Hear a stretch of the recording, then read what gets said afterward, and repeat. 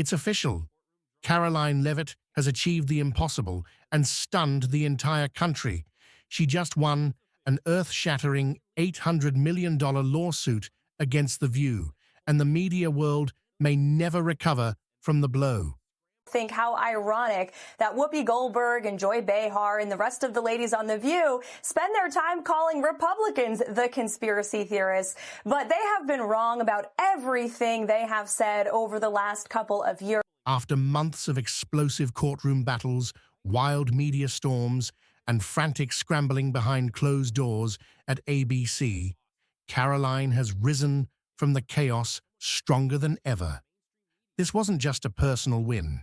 It was a full-scale cultural revolution against the arrogance of mainstream television. The once untouchable daytime giants Whoopi Goldberg, Joy Behar, and Sunny Hostin are now left dazed, humiliated, and scrambling for cover.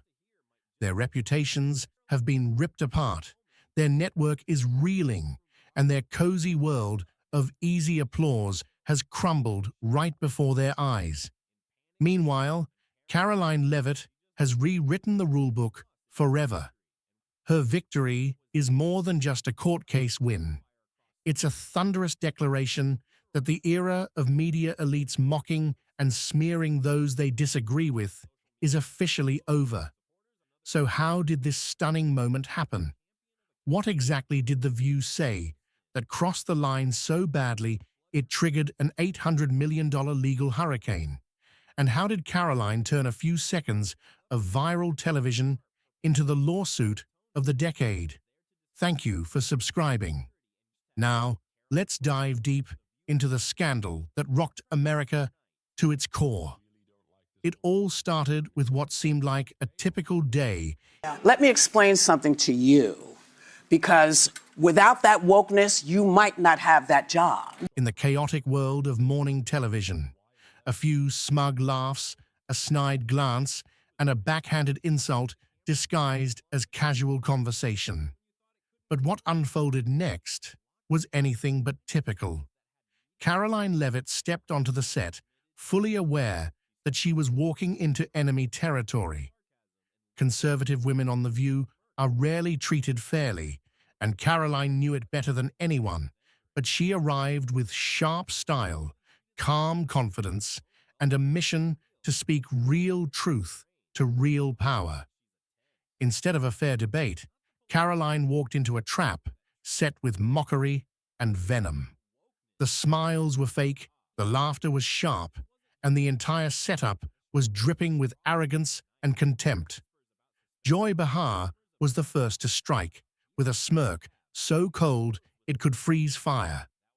Leaning in with fake sweetness, Joy sneered, "Let's be honest, Karoline isn't here for her intellect." The crowd howled, not with humor, but with cruelty. The moment Joy's jab landed, the studio turned hostile. Snickers echoed across the room, and the air grew heavy with ugly glee. The audience wasn't laughing with Karoline. They were laughing at her, and it was brutal. Then came Sunny Hostin, piling on without missing a beat. With a glare that could cut glass, Sunny spat out, "She's just a poster girl for privilege, plain and simple." And the crowd roared again, drunk on the cruelty unfolding live. It didn't stop there. Just when it seemed the disrespect couldn't sink any lower. I think she's probably been put in there because, according to Donald Trump, she's a 10. You know that's what it is. I want to be clear, though. It's not her first job. It was her first press briefing. She worked in the previous Trump administration. It's not good for anyone.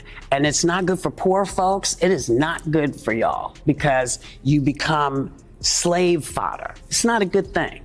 It's not good for women because you are now being told and dictated to, and you can't say anything because they, throw you in a jail or whatever. Whoopi Goldberg leaned back with crossed arms, unleashed a smug grin, and delivered the bombshell insult of the day. Without a trace of shame, she sneered, "Without wokeness, you wouldn't even have a job." Boom. That moment hit like a grenade. Clips of the brutal segment exploded across social media, spreading faster than wildfire under hashtags like #Caroline Setup and #Media Bias. Yet even under such a vicious attack, Karoline Leavitt didn't flinch. She didn't rage, she didn't cry. She simply smiled, straightened her blazer, and sipped her water with unshakable grace. When the cameras finally cut to commercial, Karoline made the move that would change everything forever.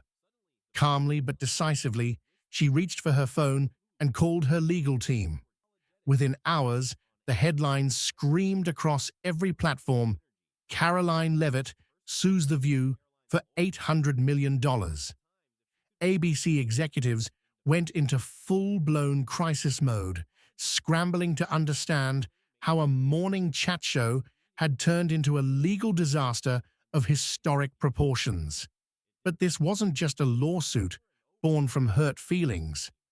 Karoline came armed with devastating evidence, airtight documentation, raw behind-the-scenes footage, and smoking gun communications from The View's own producers. At the heart of the case was a brutal truth. This wasn't an accidental insult or a heat-of-the-moment comment. It was a premeditated takedown, a calculated character assassination, carefully planned behind the scenes to create a viral moment at Karoline's expense. Karoline's legal team wasted no time unleashing a tidal wave of evidence that sent shockwaves through the media world. They submitted transcripts, studio tapes, internal messages, everything needed to reveal The View's cruel little game to the world.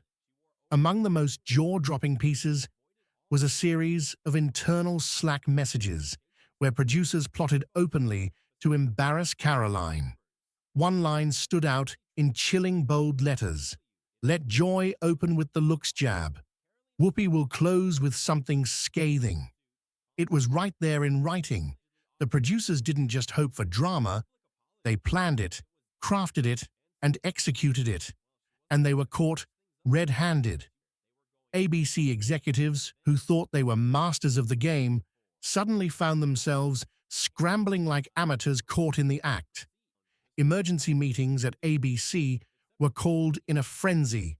President Trump's life echoed the sentiment that President Trump is a threat to democracy. And if you're a deranged lunatic and you're mentally ill, you will believe that lie. And yes, you will take political violence like we have seen in 2 instances against President Trump. Last week, Tim Walz and Kamala Harris said that everyone who showed up to President Trump's rally at Madison Square Garden was a Nazi. That's despicable, dangerous, divisive rhetoric that is spewed by the Democrat Party every single day. Lawyers, PR firms, crisis managers, everyone was dragged into endless late-night strategy sessions as the network's future hung by a thread. It wasn't just bad, it was catastrophic. Insiders whispered that top executives were on the verge of collapse, knowing the damage wasn't just to The View, it was tearing down ABC's entire reputation. Meanwhile, Karoline stayed cool and composed, the eye of the storm she had unleashed. She didn't rant online, didn't gloat, she simply let the truth do the heavy lifting, and the truth was devastating. As the case gained momentum, even some of ABC's biggest sponsors started to panic. Major brands began quietly pulling advertising from The View, not wanting their names anywhere near the growing scandal. The mood backstage at The View shifted from smug superiority to full-blown fear. The laughter that had once echoed through the studio was replaced by tense whispers and hurried footsteps. Whoopi Goldberg, usually untouchable and unshakable, suddenly looked rattled. Sources close to the show revealed that Whoopi even tried to reach out behind the scenes, hoping to just talk and avoid the courtroom bloodbath. Joy Behar, who had gleefully thrown the first punch, now found herself desperately backpedaling. She reportedly contacted Karoline's attorneys, offering to issue a public apology, anything to make this nightmare end.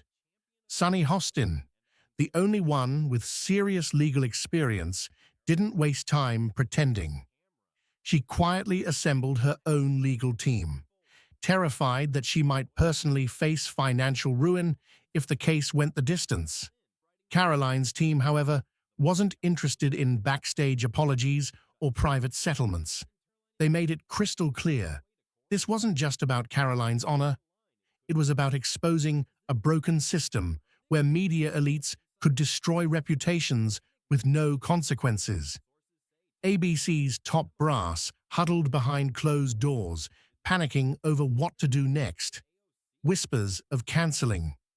The View entirely began swirling like a tornado in the hallways of the network. One leaked internal memo, stamped urgent, admitted the horrifying truth. We underestimated this guest. We underestimated this lawsuit. Now, we are facing the worst PR crisis in network history. By the time the courtroom showdown Divisive and finally arrived, disgusting speech the that energy in any the president, air certainly was in my electric. lifetime, has ever given. Reporters He essentially lined the waged war on sidewalks, half of the country cameras flashed by saying from that we are every all a threat to angle, democracy and Karoline because we Leavitt believe in putting walked into the America building first. like a It's not force of radical to nature. want to put your country and your own people first. It's not radical to want to have a strong border, a strong military, and to unleash the might of your own economy, not economies around the world. You know, we have seen cultural Marxism trickling its way through every institution in this country. The public school system, the higher education university system, Hollywood, big tech, the corrupt mainstream media that I fought against in President Trump's White House are indoctrinating my generation of Americans into hating our country, hating one another based on race and gender and sex and all of this other BS, quite frankly. Wearing a sleek navy suit and an air of pure calm, Karoline didn't need an entourage or a cheering squad. She needed only the truth, and today, the truth was more powerful than ever. Inside the courtroom, the contrast was painful to watch. Karoline sat upright, focused, unshaken. Across from her, the once mighty women of the View looked like shadows of their former selves, pale, nervous, and visibly trembling. As opening arguments began, Karoline's team struck like lightning. They played the raw footage of that infamous segment in agonizing slow motion, showing every sneer, every mocking laugh, every cruel smirk that had sparked the lawsuit heard around the world. The courtroom was silent, except for the faint gasps of the stunned jury and the occasional shuffle of papers as the truth unfolded in full, brutal color. And then came the bombshell. A massive screen illuminated a message so damning it sucked the air out of the room. We need a viral moment. Karoline's the target today. It wasn't just bad, it was unforgivable. The room seemed frozen in time as the words, "Karoline's the target today," glowed on the giant screen.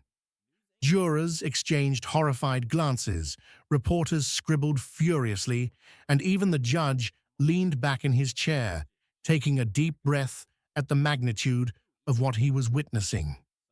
Karoline sat still as stone, her face calm, her hands folded neatly on the table. She didn't need to grandstand. The truth was speaking louder than any speech she could ever give. Meanwhile, across the room, Whoopi Goldberg slumped deeper into her seat. Joy Behar avoided all eye contact, and Sunny Hostin looked like she was calculating how much of her savings she might lose. And just when it seemed it couldn't get any worse for The View, the next piece of evidence dropped like a nuclear bomb. A secret voice memo from a giddy producer, recorded after the segment, played over the speakers. "We got what we needed." That casual confession sent another round of gasps through the packed courtroom. The prosecution rested their case with confidence, leaving the defense flailing for excuses that felt thinner and more desperate with every passing minute. No spin, no clever argument could erase what everyone had seen and heard. The judge asked for the decision, and in a voice that would echo across media history, the foreman declared, "On the count of defamation, we find the defendants liable." I don't care if he's pooped his pants. I don't care if he can't put a sentence together. Show me he can't do the job, and then I'll say, okay, maybe it's time to go. The words slammed through the courtroom like a lightning strike. And then came the number that would be seared into the memory of everyone watching. The View and ABC were ordered to pay Karoline Leavitt a mind-boggling $800 million in damages. The gallery erupted. Gasps, whispers, stunned disbelief filling every corner of the room. Karoline remained composed even in victory. She simply nodded, whispered her thanks to her legal team, and gracefully rose to leave the courtroom, her dignity and strength radiating like a shield of steel. Outside, the world exploded. Social media platforms crashed under the weight of hashtags like #Karoline Victory, #View Destroyed, and #Media Reckoning. TikTok, Twitter, YouTube, every platform was flooded with reactions, commentary, and celebration.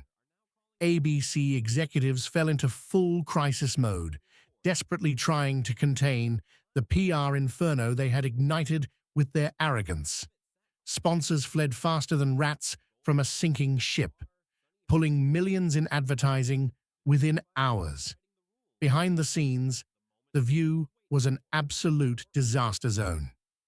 Whoopi reportedly refused to return to the studio, Joy disappeared without a word, and Sunny stopped answering calls altogether. Producers scrambled to patch the wreckage, issuing awkward statements about learning opportunities and moving forward, but no one was buying it. The public had made up their mind. The View had crossed a line, and there would be no easy forgiveness. Meanwhile, Karoline's star soared higher than ever before. She became a symbol of courage and accountability in a media landscape that had grown far too smug and reckless for its own good. Merchandise popped up overnight, shirts and hats emblazoned with slogans like 800 million reasons to think before you speak. And Karoline, queen of accountability, flew off shelves. Major talk shows, podcasts, and news outlets lined up for interviews, all wanting to hear directly from the woman who took down one of the most powerful media machines in America, and did it with a smile. But Karoline didn't rush into the spotlight. She chose her appearances carefully, speaking not with anger, but with a steady conviction that shook every network executive to their core. In the end, this wasn't just a courtroom win. It was a wake-up call heard around the world. Karoline Leavitt proved, once and for all, that smearing, mocking, and degrading people for ratings comes with a price, a steep one. And as the dust settled, one truth stood taller than all the broken egos and shattered reputations left in her wake. Accountability had finally returned to American media, and it was Karoline Leavitt who led the charge.